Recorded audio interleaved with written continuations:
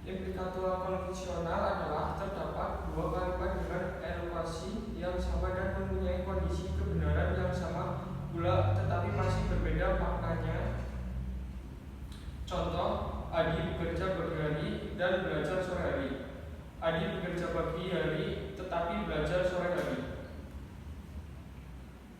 Makna yang tersirat dari suatu kalimat yang bukan makna proposisinya lazim disebut makna implikator konvensional. Berbeda dengan berikutan, implikator konvensional tidak hanya terbatas pada kalimat deklaratif. Pragmatik dan implikator percakapan.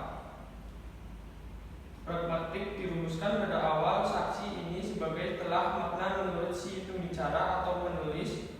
Dengan cara lain, pragmatik berkaitan dengan penafsiran makna ujaran di dalam konteks. Contoh, apa mama sudah makan? B. Mama sudah hasil makan kucing. Pengacuan dan deksis. Pada bagian ini akan dibicarakan dua topik, yaitu pengacuan dan deksis. Kedua topik ini berkaitan erat dengan hubungan antara satuan bahasa dan benda yang ada di luar bahasa.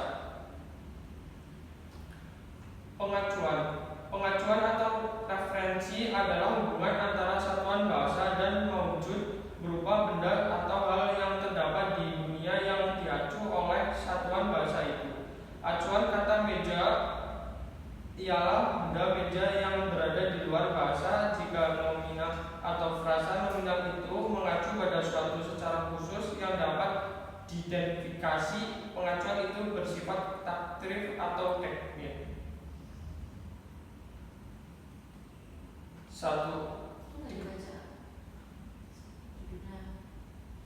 Ketaktifan itu terlihat dalam pengacuan terhadap suatu maujud diantaranya. Diketahui atau dikenal oleh pembicara dan lawan bicara. Dia ada di kebun. B. Rektor sedang ada di tamu. 2. Telah disebut sebelumnya. A. Ada orang di luar awning itu ingin bertemu dengan Anda. B. Saya sudah membeli buku, entah di mana buku itu. 3. Diwatasi oleh konstruksi seperti klausa. A. Kursi yang ada di luar definite akan dijual. B. Tugas untuk besok definite belum dibagian. Secara sintaktis dapat dikatakan bahwa dalam bahasa Indonesia ketraktifan unsur kalimat dimarkahi oleh pewaras yang berupa artikula, demonstrativa, pronomina, nominalia, nama diri, atau nomina pengacu. 1. Artikula sisang. 2. Demonstrativa ini, itu, sini, situ, sana. 3. Pronomina saya, kami, mereka, ku, mu, nya. 4. Numeralia 1, kedua. 5. Nama, diri, Nanang, Irma. 6. Nomina pengacu bapak, ibu, saudara.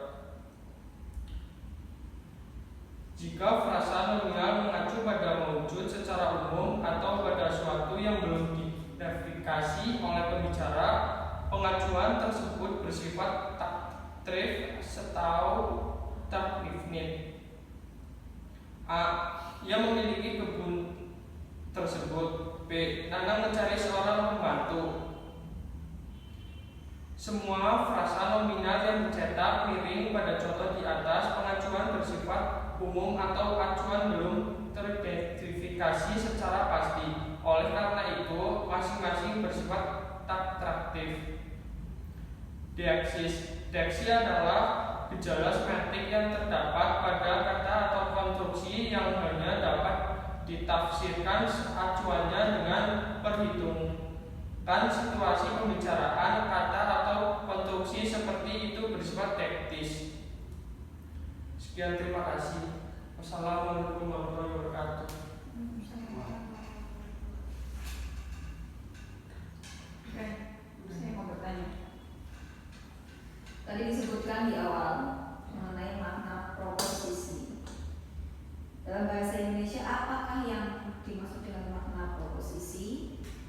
dan berikan contohnya.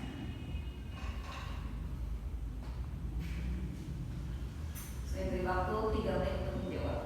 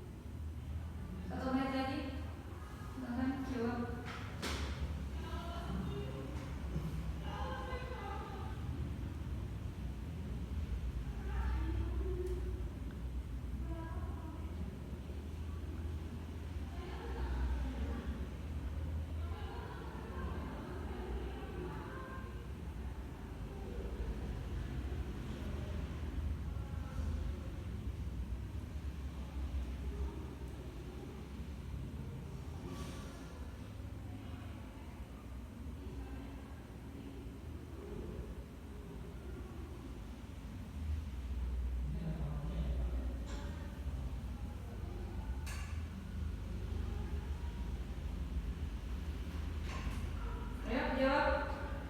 Ini sudah habis kok.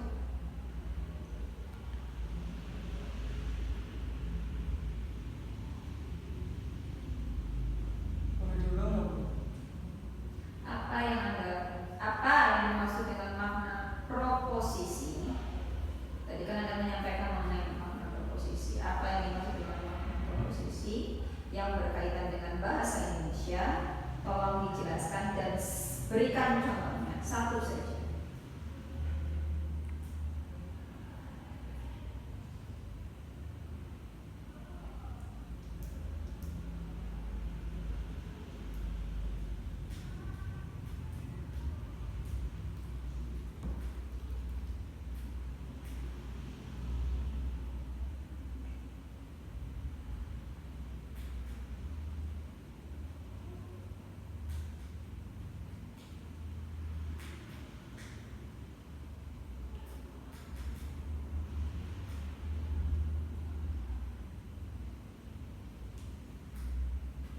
Saya akan menjawab.